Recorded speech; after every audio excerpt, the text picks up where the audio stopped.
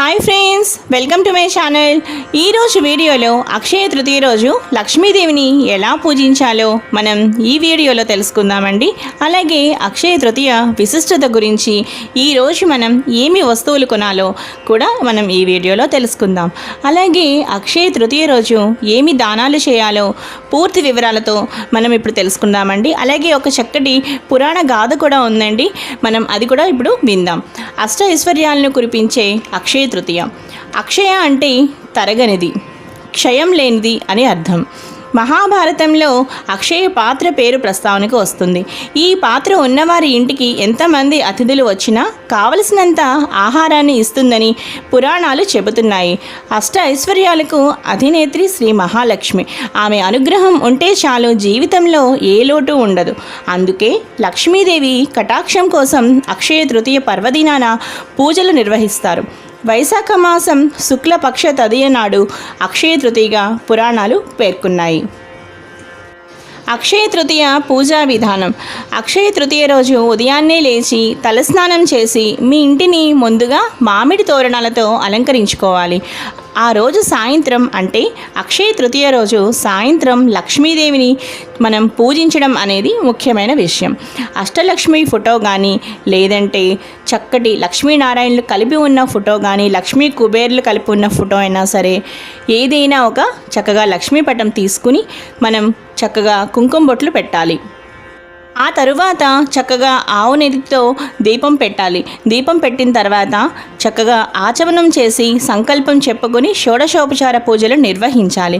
ఆ తరువాత లక్ష్మీనారాయణులకు కానీ లక్ష్మీ కుబేర్లకు కానీ చక్కగా మనం నైవేద్యం ఏం పెట్టాలి అంటే చక్కని పాలతో తయారు చేసిన మధుర పదార్థాన్ని మనం ఇక్కడ చక్కగా నైవేద్యంగా పెట్టాలి. ఎందుకంటే లక్ష్మీదేవి పాలల్లో కొలువై ఉంటుంది కాబట్టి మనకి చక్కగా మధుర పదార్థం అనేది మనం పెట్టాలన్నమాట. అది కూడా పాలతో తయారు చేసిన పదార్థాన్ని నైవేద్యంగా పెట్టాలి. ఆ తరువాత లక్ష్మీనారాయణులకు మనం చక్కగా మనం చదువుకునే స్తోత్రాలు ఏంటి అంటే ఆ రోజు చక్కగా కనకధారా స్తోత్రం, లక్ష్మీ అష్టోత్తరం, లక్ష్మీ అష్టకం చక్కగా చదువుకోవాలి. విష్ణు సహస్రనామం పఠించగలిగే వారైతే ఇంకా మంచిది. విధంగా పూజ ముగించుకున్నాక ఇక్కడ మనం ఒక విషయం తెలుసుకోవాలండి. అమ్మవారికి మనం అంటే లక్ష్మీదేవికి ఆభరణం ఏం పెట్టాలో అని మీకు అనిపిస్తుంది కదా. అక్షయ తృతీయ అనగానే మనకి ముందుగా గుర్తొచ్చేది బంగారమేనండి. ప్రతి ఒక్కరు కూడా అక్షయ తృతీయ ఎప్పుడు వస్తుందని కొంతమంది ఎదురు చూస్తూ ఉంటారు. అలాగే బంగారం ఎప్పుడు తీసుకోవాలి అని కొంతమంది అనుకుంటారు. కొంతమంది అనుకుంటారు అసలు బంగారం ఖచ్చితంగా కొనాలని కొంతమంది అనుకుంటారు. వారందరికీ నేను ఒక్క సమాధానం ఇక్కడ చెప్తున్నానండి. అసలు మనం అక్షయ తృతీయ రోజు బంగారం తీసుకోవాలి అని రూలు అంటే మాత్రం ఏమీ లేదండి. చక్కగా కానీ బంగారం మనం కొనేది కూడా ఒక మంచి శుభముహూర్తంలోనే కదండి ప్రతి ఒక్కరూ బంగారం కొంటారు. అది ఎప్పుడు అంటే శ్రావణ మాసం, అలాగే చక్కగా మనం శ్రావణ మాసంలో తీసుకుంటూ ఉంటాము.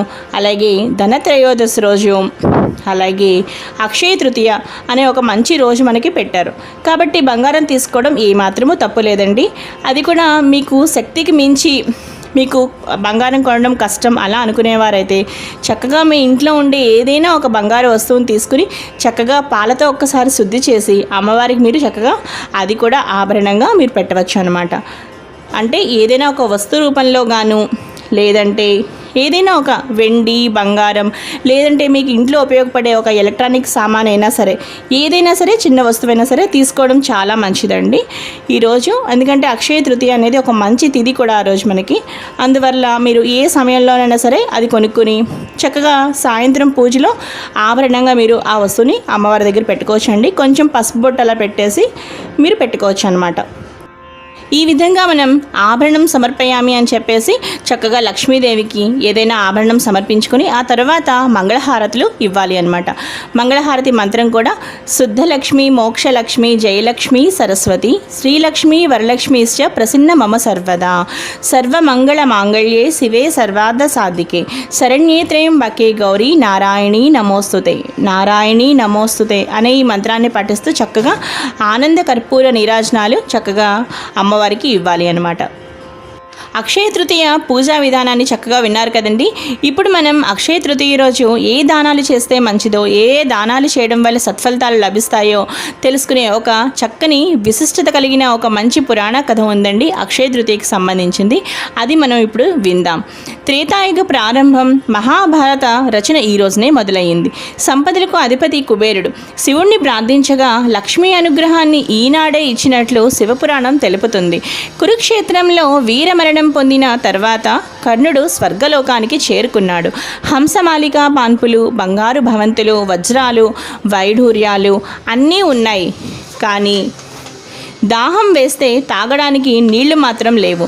నీళ్లు లేకుండా ఇవన్నీ ఉండి ఉపయోగం ఏంటని కర్ణుడు అడిగితే, మీరు నీళ్లు దానం చేసింది లేదు, ఎవరిని ఉద్దేశించి ఎప్పుడూ నీళ్లనివ్వలేదు, ఇప్పుడు మీకు నీరివ్వడం కుదరదని దేవతలు అన్నారు.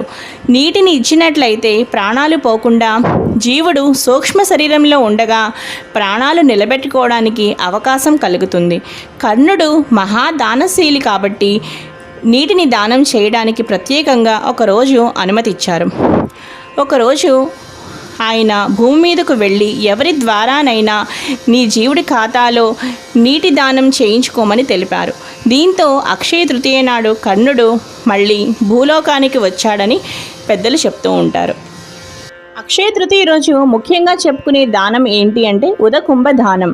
అంటే చక్కగా కుండ నిండా నీళ్లు పోసి చక్కగా మనం ఆ కుండను దానంగా ఇవ్వాలి. అలాగే చెప్పులు లేని వాళ్ళకి చెప్పులు ఇవ్వడం, అలాగే బట్టలు లేని వాళ్ళకి చక్కగా బట్టలు ఇవ్వడం, అలాగే అన్నదానం మరింత గొప్పది.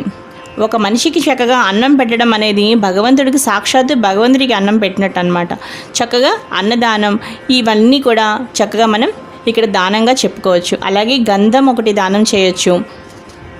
ఈ స్వర్ణ దానం అనేవి ఇవన్నీ కూడా ముఖ్య దానాలుగా అక్షయ తృతీయ రోజు చెప్పుకోవచ్చు అన్నమాట. అక్షయ తృతీయ రోజు ఎవరైతే లక్ష్మీదేవిని ఈ విధంగా పూజించి ఈ విధంగా దానాలు చేస్తారో వారికి అష్ట ఐశ్వర్యాలు కలుగుతాయి. చూసారు కదా ఫ్రెండ్స్, ఈరోజు ఈ వీడియో మీకు నచ్చినట్లయితే లైక్ చేయండి, షేర్ చేయండి, అలాగే సబ్స్క్రైబ్ చేసుకోండి. మరిన్ని డివోషనల్ వీడియోస్ కోసం, మంచి వీడియోస్ కోసం